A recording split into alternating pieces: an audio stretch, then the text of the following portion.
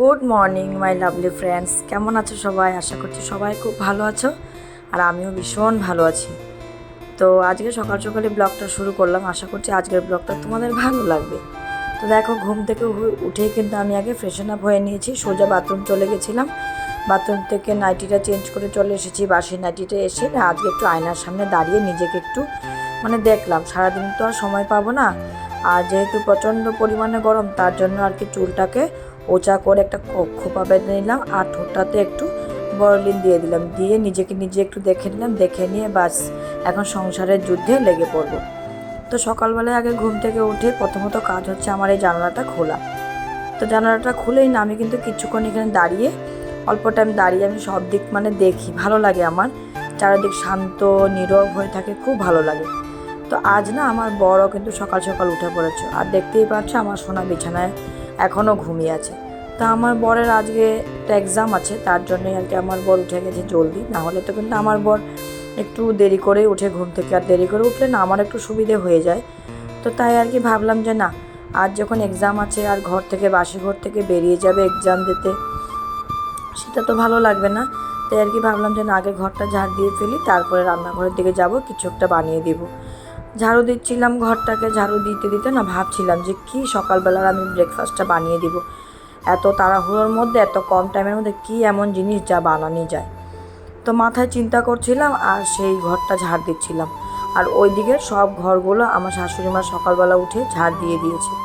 আমিও উঠেছি, আমার শাশুড়িমা একসাথে উঠে গেছে। যেহেতু আমার বাথরুমটা অ্যাটাচ আমার রুমের সঙ্গে, তাই আর কি আমার অতটা প্রবলেম হয় না। আমি ঘুম থেকে উঠে সোজা বাথরুম চলে যেতে পারি ফ্রেশন আপ হওয়ার জন্য, আর শাশুড়িমা ওইদিকে শাশুড়িমার বাথরুমে ফ্রেশন আপ হয়ে যায়।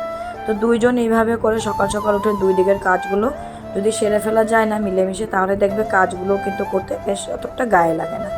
তো তারপরে ঘরটা ঝাড় দিয়ে না সোজা চলে আসলাম রান্নাঘরে। ওই যে বললাম, ঝাড় দিতে দিতে চিন্তা করছিলাম যে কি এমন বানিয়ে দেওয়া যায়, কি খেতে পারবে। আর সকাল সকাল তো এমন কোনো জিনিসও দেওয়া যায় না, সকাল সকাল আমার বর খেতে চায় না এমন কোনো জিনিস, ভারী খাবার বলতে পারো। তো ভাবলাম যে না, রুটি করতে তো এখন অনেকটাই সময় লেগে যাবে, তাই আর কি ভাবলাম একটু জল রুটি করে দিই। আর জল রুটিটা খেতে কিন্তু বেশ ভালো লাগে, আমারও ভালো লাগে, আমার বড় ভালোবাসে, আর আমরা সবাই ভালোবাসি ঘরে। তো ওই আর কি জল রুটিটা করলাম, এদিকে বসিয়ে দিয়েছি, একটা একটা করে নামিয়ে নিচ্ছিলাম, আর এদিকে সাইডে চাটাও বসিয়ে দিয়েছিলাম। যেহেতু আজকে সোনার কাজগুলো সব ফেলে রেখেছি, সোনার কাজগুলো পরে করব। ওই আর কি জল গরম করা, গরম জল ফুটানো, তারপরে সোনার দুধের বোতলগুলো ফুটানো, এসব আর কি পরে করব। তো 2 কাপ চা ছেঁকে নিলাম আমাদের দুইজনের জন্য। এখন জল রুটি নিয়ে নিচ্ছি, নিয়ে আগে দুইজন বসে সুন্দর করে গল্প গুজব করবো, আর আগে চাটা খাবো। তো বরকে আগে দিব, আর মাকে জিজ্ঞেস করছিলাম যে খাবে নাকি। মা বললো আমি এখন খাবো না, পুজো দিয়ে খাবো। তো আমারই ভালো হলো যে মা পরে খাবে, তো আমরা দুইজন আগে খেয়ে নেবে। এখন প্রায় 8টার মতো বেজে গেছে, আর আমার বর বেরিয়ে যাবে একটু পরেই। তাই আর কি ভাবলাম যে না, আগে ওকে খেতে দিয়ে দিই। আর ওই দিকটাতে একটু হয়তো দেখতেই পেয়েছো যে আমার শাশুড়িমা পুজো দিতেও ঢুকে গেছে, তো পুজোটা দিয়ে মা খেয়ে নেবে। তো চাটা খেয়ে নিয়েছি, চাটা খেয়ে নিয়ে আমার বর চলে গেছে, আর আমি সোজা চলে আসলাম বাথরুমে কাপড়গুলো ধুতে। অন্যদিন কিন্তু আমি সকালবেলায় কিন্তু যখন বাথরুমে যাই তখনই কিন্তু আমি ওই আর কি কাপড়গুলো ধুয়ে নিই একসাথেই। আজ ভাবলাম যে না, একজন যখন যাবে ঘর থেকে বেরিয়ে, এভাবে তো না খেয়ে বাসি মুখ নিয়েই তো, আর সুদা মুখটা নিয়েই তো ঘর থেকে যদি বেরিয়ে যায়, সেটা তো ঘরের জন্য অমঙ্গল, আর নিজের মধ্যেও জানি, নিজের মনটার মধ্যেও কেমন জানি একটা লাগে, ভালো লাগে না। তাই আর কি সব কাজ ফেলে রেখে চলে গেছিলাম আর কি সকালের খাওয়াটা দিতে। তাই আর কি কাপড়গুলো সকালবেলা না সময় মতো করে ধুতে পারিনি। আর যেহেতু দেখলাম এসে সোনা ঘুমিয়েছে, তো আমার জন্য বেশ ভালোই হলো। তো ওই আর কি কাপড়গুলো ধুয়ে নিলাম, ধুয়ে নিয়ে বেসিনটাকে ভালো করে পরিষ্কার করে নিচ্ছি। বেসিনটা সকালবেলায় মেজে ফেলি বেশিরভাগ অফ ক্যামেরায়, আর সকালবেলা করে নিলে না আমার কিছুটা কাজও এগিয়ে যায়, কারণ এগুলো আমার মর্নিং রুটিন, মর্নিংয়ে এগুলো কাজ আমি সেরেই ফেলি। যেহেতু আমার একটা ছোটো বাচ্চা, তোমাদেরকে আমি আগেও বলেছি সময়ের কাজটা সময় করতে পারি না। ওই আর কি যদি ভাবি করব, ওই আর কি মাঝে মধ্যে সোনা কাজের মধ্যে এসে ওই আর কি দিকদারি দেয়, তাই আর কি করা যায় না। তাই আর কি আমি যতটুকু পারি সোনা ঘুমে থাকতে থাকতে আমার কাজগুলো, বাসি কাজগুলো সেরে ফেলি। তো আজ যেহেতু একটু দেরি হয়ে গেছে, যদিও মোটামুটি আমার কাজগুলো কমপ্লিট হয়ে গেছে। এখন কাপড়গুলো বাস বাইরে নিয়ে যাব, বাইরে নিয়ে এগুলোকে রোদের মধ্যে লেড়ে চেড়ে নাড়িয়ে মেলে দেব, দিয়ে তারপর আমি চলে যাব রান্নাঘরে। তো কাপড় যখন মেলতে গেলাম, দেখলাম সোনা এসে উঠে হাজির দরজার সামনে বসে আছে, বলছে মা আমি উঠে গেছি। তো এখন তো আর কিছু করার নেই, সোনাকে আগে ভাতটা খাইয়ে দিলাম, খাইয়ে দিয়ে ভাবলাম যে না বিছানাটা ঠিক করে ফেলি। দেখবে আমরা গৃহবধূদের কিন্তু সময় পাওয়া যায় না নিজের জন্য, আর কাজগুলোও কিন্তু ফেলেও রাখা যায় না। ওই আর কি আমাদের কি সংসারের কাজগুলো করতে করতে কীভাবে যে সময়টা কেটে যায় নিজেই বুঝতে পারা যায় না।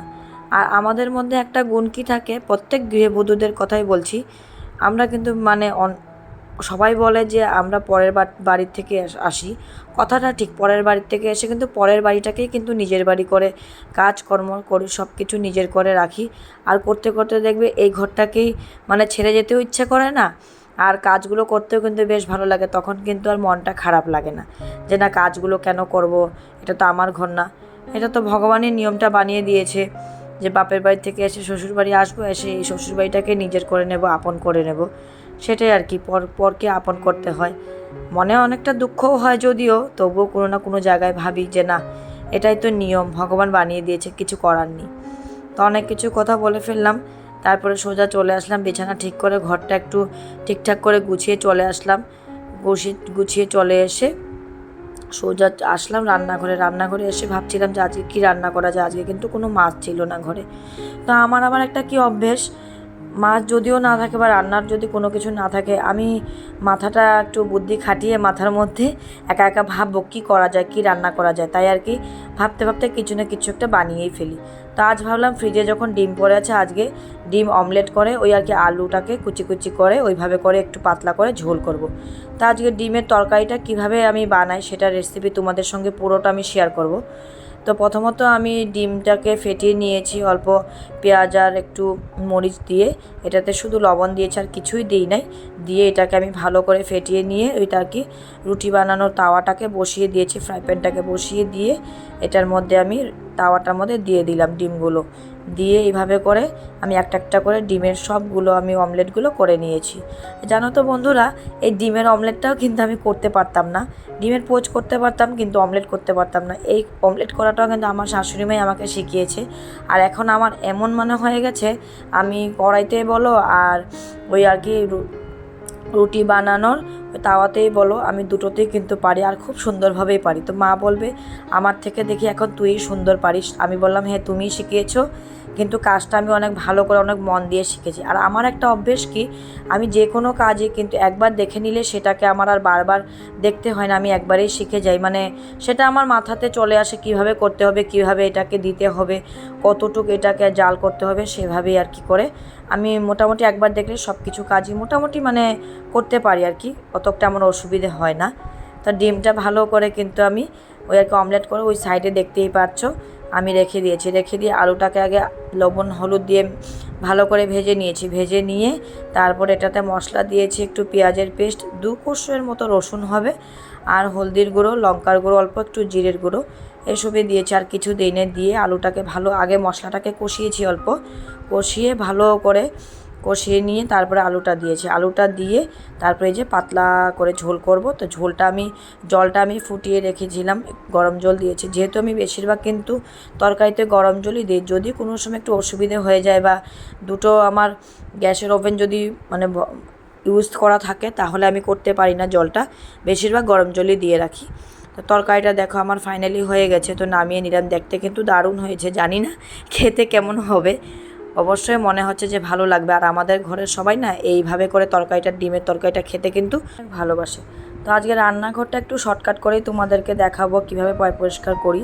তো দেখো আমার রান্নাঘরটা পরিষ্কার হয়ে গেছে। তো আজকের জন্য টাটা, তোমরা ভালো থেকো, সুস্থ থেকো।